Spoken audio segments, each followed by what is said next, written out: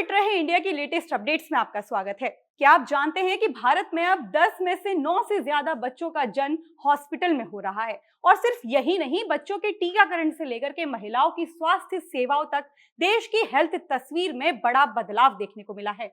आखिर national family health survey report में क्या क्या खुलासे हुए हैं, इस पर बात करेंगे सेहत की खबर के पहले सेगमेंट में। दही में चीनी डालकर खाएं, नमक डालें या फिर कुछ और? अगर आप भी इस सवाल में उलझे रहते हैं तो ये जानकारी आपके लिए बहुत जरूरी है। एक्सपर्ट्स ने बताए हैं कुछ 5 ऐसे कॉम्बिनेशन जो आपकी पेट से लेकर के एक वजन कंट्रोल कम करने तक में मदद कर सकते हैं। इस पर बात करेंगे सेहत की खबर के दूसरे सेगमेंट में। क्या आप भी हर रविवार को देर तक सोते हैं और फिर सोमवार को उठते ही थका हुआ सा महसूस करते हैं? अगर हाँ, तो ये हो सकता है इसकी वजह आपकी नींद की कमी नहीं बल्कि सोशल जेट लैग हो। एक ऐसी समस्या जो बिना कहीं यात्रा किए भी आपकी बॉडी क्लॉक को बिगाड़ सकती है। आखिर क्या है सोशल जेट लैग और क्यों ये आपकी सेहत के लिए चिंता की बात हो सकती है, इस पर बात करेंगे सेहत की खबर के तीसरे और आखिरी सेगमेंट में। तो चलिए शुरू करते हैं। केंद्रीय स्वास्थ्य मंत्रालय ने नेशनल फैमिली हेल्थ सर्वे 6 की रिपोर्ट जारी कर दी है। इस रिपोर्ट में भारत में स्वास्थ्य सेवाओं, बच्चों के पोषण, टीकाकरण और महिलाओं की स्थिति में सुधार देखने को मिला है। रिपोर्ट्स के मुताबिक अब देश में 90.6% डिलीवरी अस्पताल में हो रही है। वहीं गर्भवती महिलाओं को मिलने वाली स्वास्थ्य सेवाओं में भी सुधार हुआ है।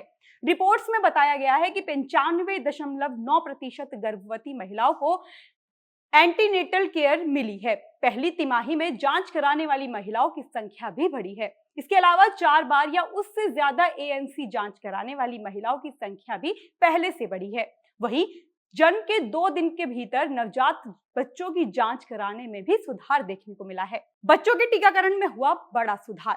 रिपोर्ट्स के मुताबिक 12 से 23 महीने तक के बच्चों का पूरा टीकाकरण 83.8% से बढ़कर 87.1% हो गया है। अधिकांश बच्चों को सरकारी स्वास्थ्य केंद्रों में वैक्सीन लगी। रोटा वायरस वैक्सीन कवरेज में भी बड़ा उछाल देखने को मिला। कुछ बच्चों में कुपोषण भी कम हुआ। NFSH 6 रिपोर्ट में बच्चों के पोषण स्तर में भी सुधार देखने को मिला। 5 साल से कम उम्र के बच्चों में स्टंटिंग यानी कि उम्र के हिसाब से कम लंबाई की समस्या घटी है। वहीं गंभीर रूप से कमजोर बच्चों की संख्या में भी काफी कमी आई है।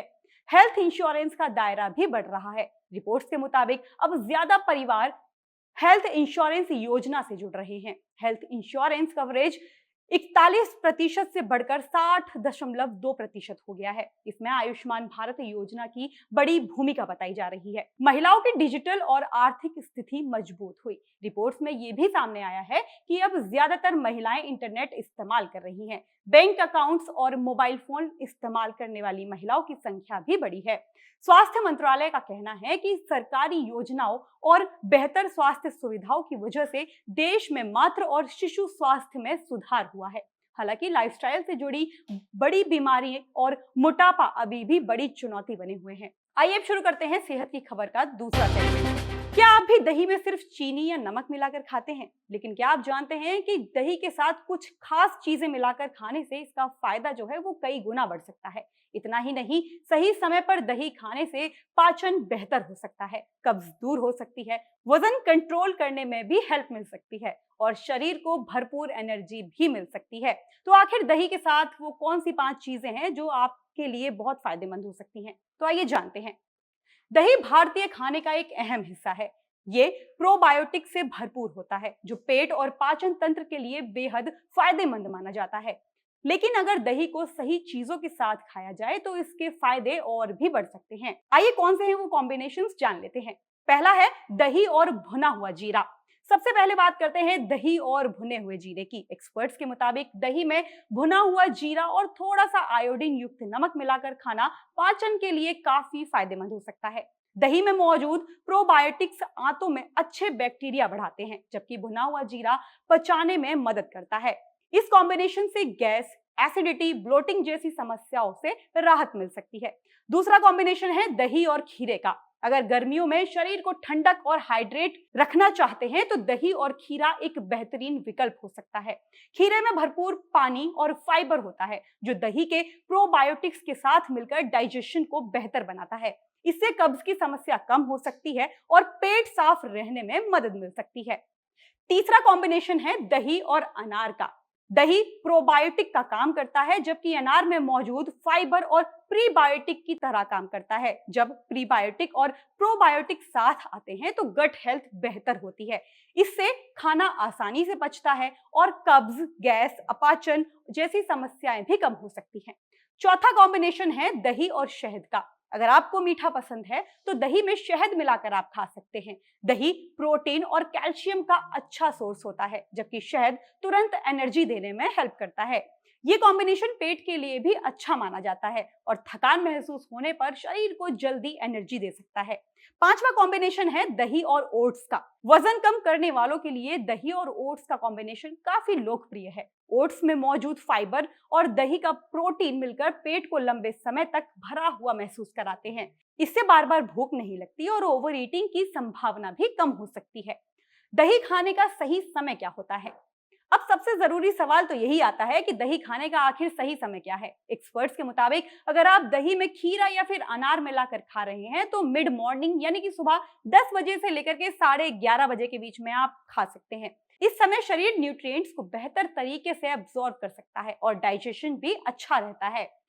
तो अब आप दही सिर्फ चीनी या फिर नमक के साथ नहीं बल्कि इन सारी हेल्दी कॉम्बिनेशंस के साथ भी ट्राई कर सकते हैं। लेकिन याद रखें, हर व्यक्ति की सेहत और जरूरतें अलग होती हैं, इसलिए अगर कोई भी विशेष स्वास्थ्य समस्या है तो आप डॉक्टर से इस पर सलाह भी ले सकते हैं। आइए अब शुरू करते हैं सेहत की खबर का तीसरा सेगमेंट। क्या आप भी रविवार को देर तक सोते हैं? सोचते हैं कि पूरे हफ्ते की नींद की भरपाई हो जाएगी। लेकिन अगर मैं कहूं कि आपकी यही आदत आपको हर सोमवार थका हुआ, चिड़चिड़ा और सुस्त बना रही है। और यही नहीं, एक्सपर्ट्स के मुताबिक वीकेंड पर ज्यादा सोना आपके शरीर में एक ऐसी समस्या पैदा कर सकता है जिसे कहा जाता है सोशल जेट लैग। यानी बिना कहीं सफर किए आपका शरीर जेट लैग का शिकार हो सकता है। पूरे हफ्ते जल्दी उठना और फिर रविवार को 2-3 घंटे ज्यादा सोना बहुत आम बात है। लेकिन क्या आप जानते हैं कि यही आदत आपकी बॉडी क्लॉक को बिगाड़ सकती है? आइए जानते हैं कि आखिर सोशल जेट लैग क्या है और इससे आपकी सेहत पर क्या असर पड़ सकता है। जब आप सोमवार से शुक्रवार तक एक समय पर सोते और उठते हैं, लेकिन शनिवार और रविवार को देर रात तक जागते हैं और सुबह देर तक सोते हैं, तो आपकी बॉडी की प्राकृतिक सर्कैडियन रिदम यानी कि बॉडी क्लॉक गड़बड़ा जाती है। इसी स्थिति को सोशल जेट लैग कहा जाता है। ये ठीक उसी तरीके से महसूस हो सकता है जैसे किसी दूसरे टाइम जोन में यात्रा करने के बाद होने वाला जेट लैग। इसके क्या क्या नुकसान हो सकते हैं? एक्सपर्ट्स के मुताबिक सोशल जेट लैग की वजह से सोमवार को थकान और सुस्ती महसूस हो सकती है, फोकस और प्रोडक्टिविटी कम हो सकती है, मूड खराब रह सकता है, दिन भर नींद और चिड़चिड़ापन भी महसूस हो सकता है। कुछ रिसर्च में सोशल जेट लैग को खराब स्वास्थ्य, हार्ट डिजीज के बड़े जोखिम और मेंटल हेल्थ समस्याओं से भी जोड़ा गया है। इतना ही नहीं, कुछ स्टडीज में पाया गया है कि वीकेंड पर सोने जागने का समय बदलने से गट हेल्थ और खान-पान की आदतों पर भी असर पड़ सकता है। तो अब सवाल आता है कि आखिर रविवार को ज्यादा सोना गलत है या फिर सही? देखिए, अगर पूरे हफ्ते आपकी नींद पूरी नहीं हुई है तो वीकेंड पर थोड़ा सा ज्यादा आराम मदद कर सकता है। लेकिन हर सप्ताह 2 से 3 घंटे देर तक सोना और फिर सोमवार को अचानक जल्दी उठना बॉडी क्लॉक को बार बार झटका दे सकता है। यानी सिर्फ नींद की मात्रा ही नहीं, नींद का नियमित समय भी उतना ही जरूरी है। इससे बचने के आसान तरीके हैं। अगर आप सोशल जेट लैग से बचना चाहते हैं तो रोज लगभग एक ही समय पर सोएं और जागें। वीकेंड पर भी अपना उठने और जागने का टाइम एक ही रखें।